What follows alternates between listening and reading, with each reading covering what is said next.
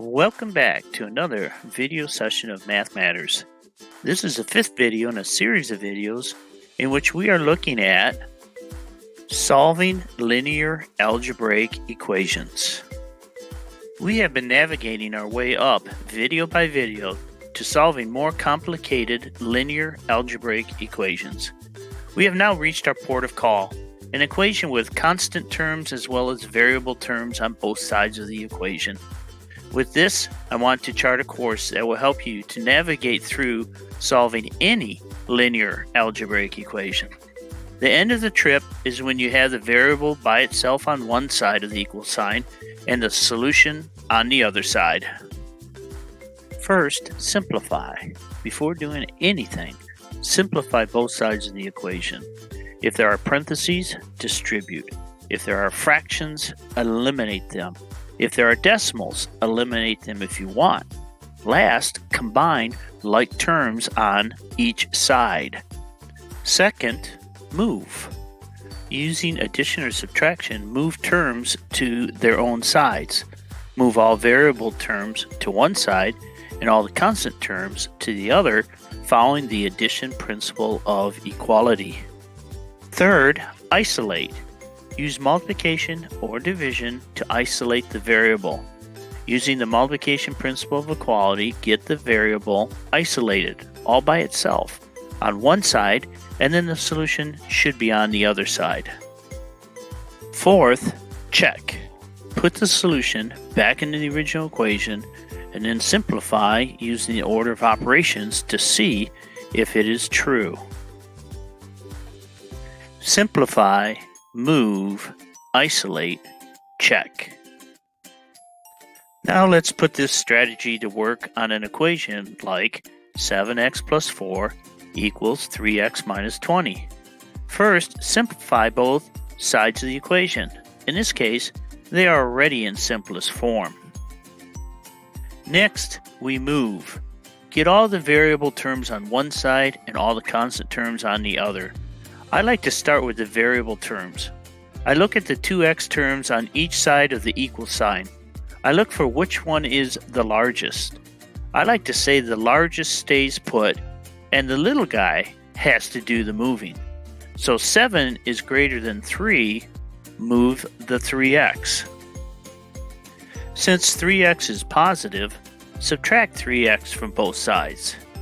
7x minus 3x is 4x. 4x plus 4. On the other side, positive 3x minus 3x is 0, and 0 minus 20 is a negative 20. Now all of the x terms are on the left side. Get the constant terms all on the right side. So we need to move the 4 from the left over to the right. It is positive 4, so subtract 4 from both sides. Positive 4 minus 4 is 0, which leaves 4x. On the right side, we have negative 20 minus 4, or negative 20 and negative 4, which when we combine them equals a negative 24. Step number 3, we need to isolate the variable.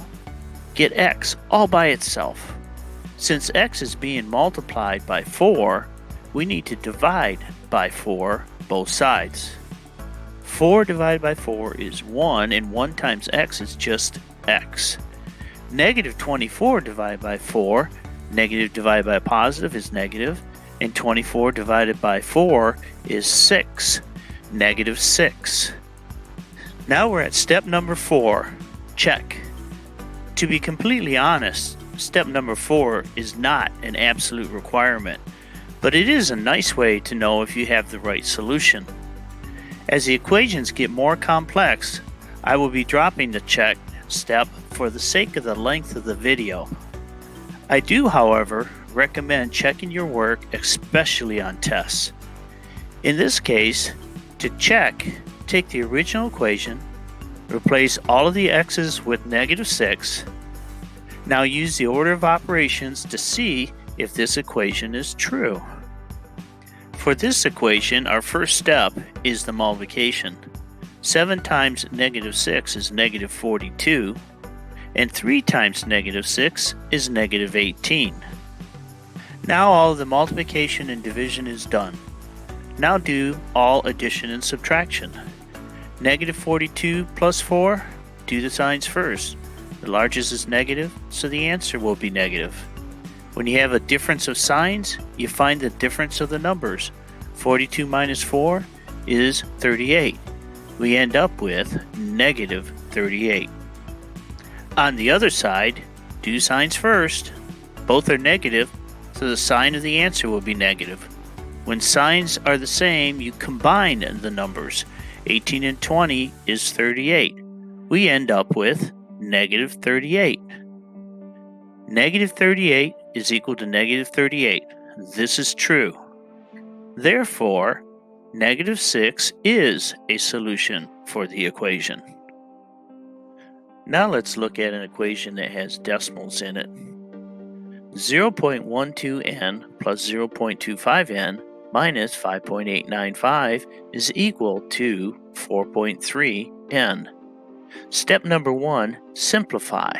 Because this equation has decimal numbers with different numbers of decimal places, I am going to eliminate them instead of working with them. Less chance of making a mistake in adding or subtracting. Look at the numbers and find the one that has the most number of decimal places. It looks like it is the negative 5.895, which has 3 decimal places. To eliminate the decimals, we need to multiply by a 1 with 3 zeros behind it for 3 decimal places, or we need to multiply by 1,000 on both sides. 1,000 times 0.12 is, move the decimal point 3 places, it is 120n. Make sure to get the variable back on there. 1,000 times 0.25, move the decimal 3 places, it is 250n.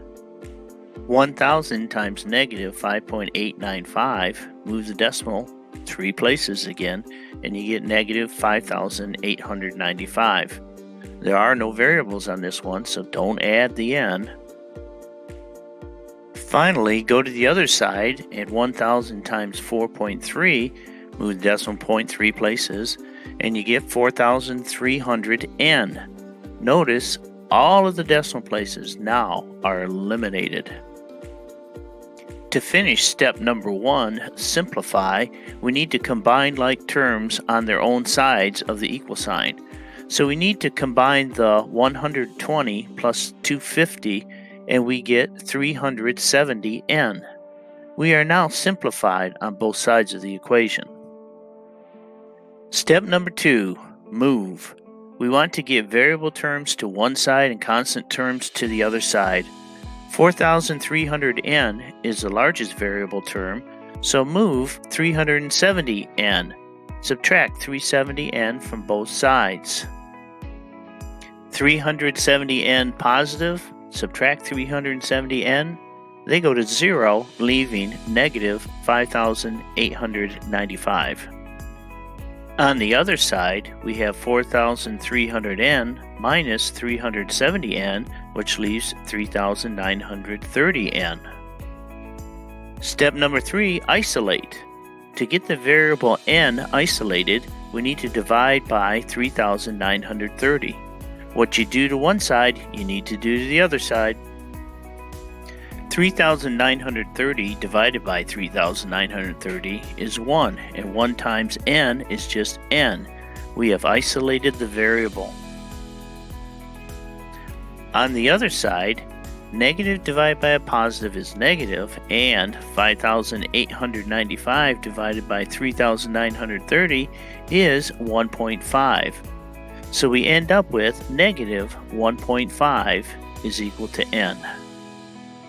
Step number 4, check. We will do this quickly.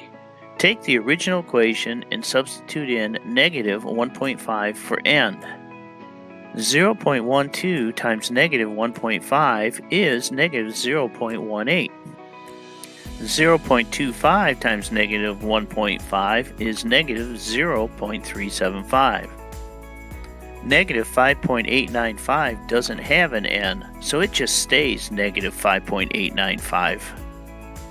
Now on the other side, 4.3 times negative 1.5 is negative 6.45. On the left side of the equation, everything is negative, so we can just combine all of the numbers, which equals a negative 6.45. Negative 6.45 is equal to negative 6.45. It is true. Therefore, negative 1.5 is a solution to the original equation. Well, we have come to the end of another Math Matters video. In the next video, I will show you how to solve a linear equation that has variables on both sides of the equal sign, but also involves fractions, and a second one that has parentheses in the original equation. So keep a weather eye out on the horizon for the next video and have a nice day.